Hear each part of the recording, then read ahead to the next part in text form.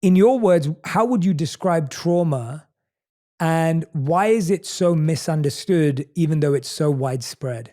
It's a deep question because, on the one hand, trauma is sometimes used somewhat loosely and promiscuously to refer to things that are not traumatic. So people will have a difficult experience and say, I was traumatized. No, they weren't. They just had a difficult experience. And as one of my colleagues points out, all trauma is stressful, but not every stress is traumatic. So sometimes people use the word to refer to difficult experiences, which is not the same as being traumatized. And on the other hand, where it really matters, which is in the area of health that you and I are both concerned in, whether it's physical or mental health, trauma is not understood nearly enough or used nearly enough.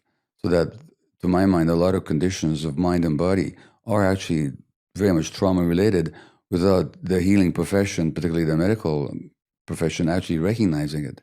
So trauma then it comes from the Greek word for wounding. Trauma is a wound. It's a psychic wound that leaves a scar, it leaves an imprint in your nervous system, in your body, in your psyche, and then shows up in multiple ways that are not helpful to you later on. So in its basic sense, trauma is a psychic wound. And if you look at the nature of a wound, on the one hand, if it's raw and open, it really hurts. So when somebody touches that wound that you sustained a long time ago, but it hasn't healed yet, you'll react like you're just being tormented all over again. This happens in relationships all the time. On the other hand, wounds scar over, and the scar tissue has certain features. It's very hard, it's rigid, so it's not flexible. So people tend to be rigid when they're traumatized.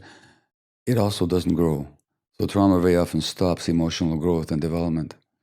So on the one hand, it's very raw and painful. On the other hand, it's even lacks sensation because scar tissue doesn't have nerve endings in it. So trauma then, just to finish, is not what happened to you. So trauma is not the difficult incidents, like trauma is not the war. It's not in my case, the Second World War when I was born or what happened to me.